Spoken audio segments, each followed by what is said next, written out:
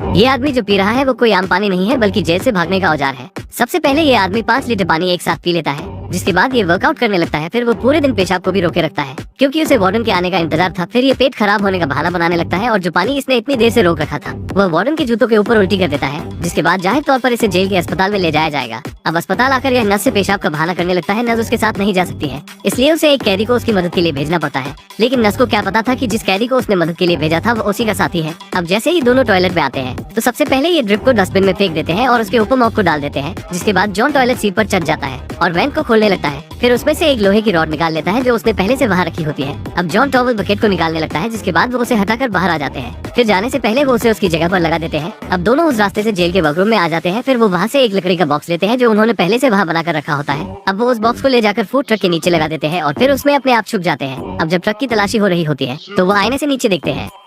Baby elephant माँ के जाने के बाद बहुत उदास हो गया, इसलिए उसने खाना पीना सब छोड़ दिया। भाई बहन उसके साथ खेलने के लिए आते हैं, लेकिन बेबी एलिफेंट को उनके साथ खेलने में कोई दिलचस्पी नहीं है। तभी एक पंख उनसे गिर जाता है। शायद पंख बेबी एलिफेंट का सपना है। वो पंख को अपने सूंड से अंदर कर लेता है और एक बार फिर वो उड़ने लगता है। आखिरकार दोनों भाई बहन को बेबी एलिफेंट के उड़ने का राज पता चल जाता है, जो पंख था। जब भी कोई भी पंख दिखाई देता है तो वो अपने कानों को पंखों की तरह फैला सकता है और उड़ान भरना शुरू कर सकता है। महिला अचानक हवा में मंच के ऊपर से गिरने लगती है, लेकिन उसने बेबी एलिफेंट के हुड को पकड़ लिया है। दर्शकों को ये देखकर पसीने आने लगते हैं। लालची बॉस जमीन से संरक्षित नेट को हटवा देता है। प्रचार के लिए लड़की डरकर चिल्लाने लगती है। अगले पल हुड निकल जाता है और वो गिर जाती है। आदमी ने समय पर रस्सी फेंकी, उसे एक कुशन दिया। अब वो महिला कलाकार की रक्षा के लिए आगे बढ़ता है। बेबी एलिफेंट भी बहुत खतरे में है। उसके शरीर का आधा हिस्सा मंच से फिसल गया है। वो ऊपर चढ़ने की कोशिश करता है लेकिन नहीं चढ़ सकता है। खेल के मैदान में शो हॉल से एल्काट्राज तक घबराहट की आवाज सुनी जाती है। दूर के छोर पर हाथी अचानक उत्तेजित हो जाते हैं। वो हाउस और हॉवल्स करने लगते हैं। जूझ रहा बेबी एलिफेंट अपनी माँ की आवाज सुनता है, जिससे उसका दिमाग भटक जाता है और वो इस चूक के कारण मंच से नीचे गिर जाता है। सभी दर्शक ये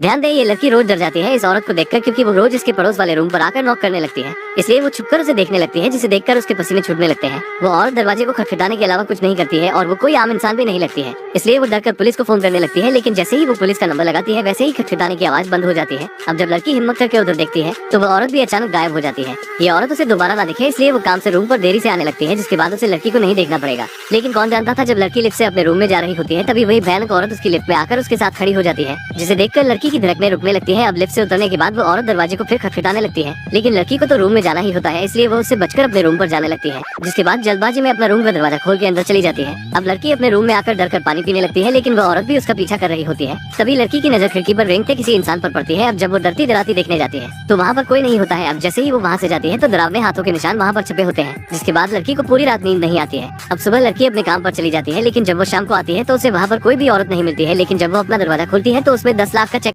बेबी एलिफेंट अपनी माँ की आवाज सुनता है, जिसे सुनकर उसका ध्यान भटक जाता है, जिससे वो मंच से नीचे गिरने लगता है। जब हर कोई चिंतित था तो बेबी एलिफेंट चमत्कारिक रूप से उड़ जाता है। दर्शक सदमे में थे, चारों तरफ तालियां बजने लगती हैं। ये बेबी एलिफेंट की सफलता थी जिसने सभी को आराम दिया। कौन जानता था कि बच्चा प्रदर्शन नहीं कर रहा है, बल्कि वो बाहर निकलने की तलाश में था। वो अपनी माँ की तलाश कर रहा था। दर्शक सारे भाव चक्के रह जाते हैं। बेबी एलिफेंट प्रदर्शन हॉल से बाहर निकल आता है। वो ध्यान से उस जगह की पहचान करता है जहाँ से उसकी माँ की आवाज आ रही होती है। इस बार वो पंखों के उपयोग के बिना उड़ता है। इस बार वो अपनी जन्मजात का उपयोग करता है, प्रतिभा। इस बार वो आखिरकार एक असली डिम्बो बन जाता है। वो मनोरंजन पार्क की हवा में उड़ता है, जिससे वहाँ झूला झूल रहे प्रेमी डर जाते हैं। और आखिरकार उसने पार्क में एल्काट्राज के लिए उड़ान भरी। वो जानता है कि उसकी माँ यहाँ है। उत्साह से वो अपनी माँ की खोज करता है। बहुत अंत में उसने आखिरकार अपनी माँ की तलाश कर ली। कोई फर्क नहीं पड़ता कि वो कितनी देर अलग रहे, कोई फर्क नहीं पड़ता कि वो क्या बन गया। डम्बो हमेशा अपनी माँ की आवाज सुन सकता है। वो अपनी माँ की खुशबू को सूंघता है। वो अपनी माँ का चेहरा देखता है। वे एक दूसरे को अपनी सूंघ के जरिए बताते हैं उन दोनों ने एक दूसरे को कितना याद किया है। डम्बो की इच्छा है कि वो अपनी माँ से कभी ना बिछड़े। लड़की ने पड़ोसी का दरवाजा खोला और वो उसके रूम में आ गई, क्योंकि उसे 10 लाख का चेक मिला था, जिसमें लिखा था अगर वो रात के 12 बजे उसके रूम में आएगी तो वो ये चेक रख सकती है। लेकिन जब लड़की 12 बजे उसके रूम में आई तो उसे वहाँ कोई नहीं दिखा, बल्कि उसे वहाँ पर एक बॉक्स दिखा जिस पर मंत्र लिखे थे। जिसके बाद उसे खोलने जाने लगी तो उसमें से आवाज आने लगी, जिसे सुनकर लड़की डरकर वहाँ से भाग जाती है। मुझे लगा यहाँ पर सब खत्म हो गया, लेकिन तभी अगले दिन जब वो अपने रूम पर आ रही थी तभी उसे एक और चेक मिला। अब की उसमें 1 करोड़ रुपए थे। ऐसा लगता है उसका पड़ोसी उसका इतनी जल्दी पीछा नहीं छोड़ने वाला है। ये देखकर लड़की गुस्सा हो जाती है और उसके दरवाजे को गुस्से में खटखटाने लगती है, उसे सबक सिखाने के लिए। लेकिन उसका पड़ोसी दरवाजा ही नहीं खोलता है। अब जैसे ही लड़की अपने रूम में जा रही होती है तभी अंदर से एक हाथ निकलता है और उस लड़की को पकड़ लेता है। जब हाथ उसे जाने नहीं देता है तब लड़की उसके रूम पर 12 बजे आने के लिए तैयार हो जाती है। थोड़े समय बाद 12 बज जाते हैं। वो लड़की डरती डराती उसके कमरे में आ जाती है। फिर बिना कुछ बोले उस बॉक्स को खोल देती है जिस पर मंत्र लिखे होते हैं। जब उसने बॉक्स खोला तो उसे उम्मीद नहीं थी कि उसके अंदर एक आदमी होगा जिसके चेहरे पर मंत्र लिखे होंगे, जिसे देखकर लड़की बहुत डर जाती है। फिर वो फौरन अपने कमरे की तरफ भागने लगती है, लेकिन उसे क्या पता था कि वो भयानक औरत भी उसी समय आ रही होती है। लड़की आदमी को देखकर बहुत डर जाती है, इसलिए अपने कमरे की तरफ जाने लगती है, लेकिन किसे पता था कि वो औरत भी उसी समय आ रही होती है। जिसके बाद लड़की और डर जाती है, इसलिए जल्दबाजी में अपना रूम खोलने लगती है, लेकिन तभी रूम की चाबी गिर जाती है। जिसके बाद लड़की डरती डराती चाबी उठाती है और दरवाजे को खोलकर अंदर चली जाती है। उसे अंदर आकर महसूस होता है कि यह घर भूतिया है। जिसके बाद वो रूम को लौटाने के लिए एजेंट के पास जाती है, लेकिन उसने 10 महीने का किराया पहले से ही दे रखा होता है, इसलिए वो उससे पहले रूम को खाली नहीं कर सकती है। अब लड़की को मायूस होकर कमरे पर लौटना पड़ता है, लेकिन उसे यह उम्मीद नहीं थी कि वो आदमी उसके कमरे में मिलेगा। जिसके बाद वो उसे बेहोश कर देता है। जब लड़की को होश आता है तो वो कुर्सी से बंधी मिलती है। वो लड़की को नुकसान नहीं पहुंचाना चाहता है, वो तो खुद डरा हुआ होता है उस लड़की से जो रोज 12 बजे उसके दरवाजे के पास आकर दरवाजे को खटखटाने लगती है। अब जैसे ही 12 बजते हैं तो दरवाजे पर खटखटाने की आवाज फिर चालू हो जाती है। आदमी डर के मारे जमीन पर लेट जाता है। लड़की जल्दी से उठकर किचन में चली जाती है और एक चाकू को उठा लेती है अपने बचाव के लिए। लड़की के पास चाकू को देखकर आदमी उससे बिल्कुल भी नहीं डरता है, बल्कि वो तो जाकर लड़की के हाथ से चाकू अपने पेट में मार लेता है, क्योंकि वो बुरी आत्मा के रोज रोज दरवाजे को खटखटाने से पागल हो गया होता है और वो इसको और नहीं झेल सकता था। पुलिस की जांच में पता लग गया कि लड़की दोषी नहीं है, इसलिए लड़की बच जाती है। लेकिन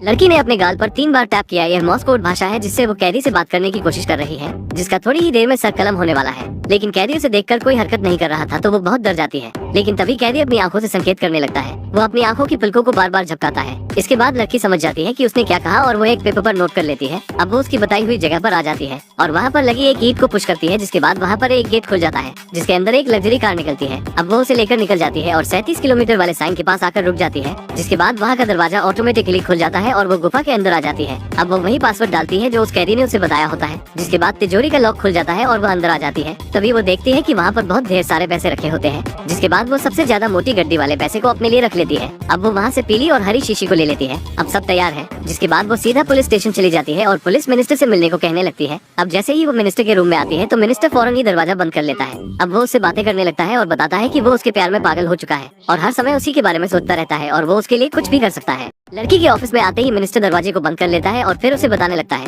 कि वो उसके प्यार में कितना लट्टू है और वो उसके लिए कुछ भी कर सकता है। जिसे सुनकर लड़की मुस्कुराने लगती है। जिसके बाद लड़की अखबार को उठाती है, उसमें उसी कैदी को दिखाती है जिसका सर कलम होने वाला है। फिर उससे मिलने को कहने लगती है, जिसे सुनकर मिनिस्टर कहने लगता है कि वो कैदी तो बहुत बड़ा मुजरिम है, इसलिए उससे मिलाना थोड़ा कठिन होगा। जिसके बाद लड़की अपने हुस्न का जादू चलाने लगती है और मिनिस्टर को अपने प्यार में गिरा देती है। जिसके बाद मिनिस्टर उसे जाने के लिए हाँ बोल देता है, लेकिन वो ये भी कहता है कि वो भी साथ चलेगा और लड़की भी यही चाहती थी। अब दोनों पुलिस स्टेशन आ जाते हैं। जिसके बाद वार्डन उन दोनों से कुछ पूछताछ करते हैं, तो मिनिस्टर उनसे कहता है कि वो कैदी से मिल सकते हैं कुछ पूछताछ करने के लिए। जिसके बाद कैदी को उनसे मिलाने के लिए लाया जाता है, तो कैदी बिल्कुल इमोशनलेस होता है। अब तीनों लोगों को एक रूम में डालकर बंद कर दिया जाता है। जिसके बाद 3 घंटे होने के बाद रूम का दरवाजा खोल दिया जाता है। मिनिस्टर लड़की दोनों निकल जाते हैं, मानो वहाँ कुछ हुआ ही ना हो। इधर कैदी भी उसी अवस्था में होता है जिस अवस्था में वो पहले था। अगले दिन कैदी जेल से बाहर लाया जाता है उसका सर कलम करने के लिए। फिर कॉलर काटकर उसे सर कलम करने वाली जगह पर उसका सर रख दिया जाता है। लेकिन कैदी फिर भी इमोशनलेस होता है, जिसे देखकर पुलिस वाले कहने लगते हैं बहुत ही हिम्मत वाला कैदी है। तभी वार्डन भी कहने लगते हैं कि बिल्कुल ये मौत के नाम से एक बार भी नहीं डरा। इस बात से शेरिफ चौंक जाता है। फिर वह याद करता है जब उसने इस कैदी को पकड़ा था तो उसके घर पर बहुत से इंसानी मांस थे जो वो चेहरा बदल कर चोरी करने के लिए इस्तेमाल करता था। जिसके बाद वो जल्लाद को रोकने ही वाला होता है, लेकिन जब तक बहुत देर हो चुकी होती है, गर्दन धड़ से अलग हो चुकी होती है। पिछली रात मिनिस्टर जब कैदी से मिलने आया था तो एना ने उसे इंजेक्शन लगा दिया था जो वो अपने अड्डे से लाई थी, जिसके तुरंत बाद मिनिस्टर के दिमाग में काम करना छोड़ दिया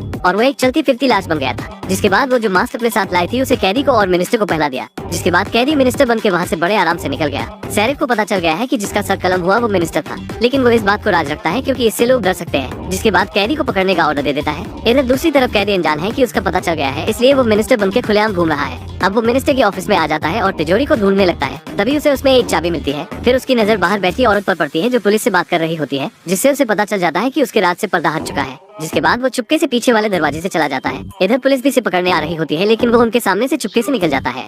कैदी को पता लग जाता है कि उसके राज से पर्दा उठ चुका है, इसलिए वो पीछे वाले दरवाजे से पुलिस के सामने से छुपकर निकल जाता है। जिसके बाद एना आकर उसे पिकअप कर लेती है और वो वहाँ से भी भागने में कामयाब हो जाते हैं। अब समय आ गया है मिनिस्टर के चुराए हुए पैसे को चुराने का। सबसे पहले अपने आप को बैंक सुरक्षा प्रणाली के साथ परिचित कर लिया। एना ने खुद को एक महान महिला के रूप में पेश किया। फिर बैंक तिजोरी में अपनी 2 प्रसिद्ध पेंटिंग को संग्रहित किया। फिर आकस्मिक होने का नाटक किया। फिर बैंक संरचना के बारे में पूछताछ की। सिक्योरिटी हेड भी एक ईमानदार महिला है। उसने एना को सब कुछ विस्तार से बताया। इस बैंक के चारों तरफ स्टील की मोटी मोटी चादर लगी हुई है। छत और फर्श स्टील की सलाखों से घिरा हुआ है और स्टील के बीच एक जाल तार भी है। दीवार और बाहरी दीवार पर इसे जैसे ही कोई छूता है तो अलार्म ऑटोमेटिकली बजने लगता है। अलार्म बजने के बाद पुलिस 5 मिनट के भीतर आ जाएगी। तो इस तिजोरी को फूल प्रूफ कहा जा सकता है। यहाँ तक कि एक मक्खी भी यहाँ नहीं जा सकती है। लेकिन सिक्योरिटी हेड को उम्मीद नहीं है कि वह न केवल यह अमीर महिला एना है, बल्कि उसकी प्रसिद्ध पेंटिंग भी एक लेजर टूल है। उस रात मैंने एना की प्रसिद्ध पेंटिंग को एक लेजर उत्सर्जित करते देखा। स्टील प्लेटों को तुरंत पिघलाया जाता है और काट दिया जाता है।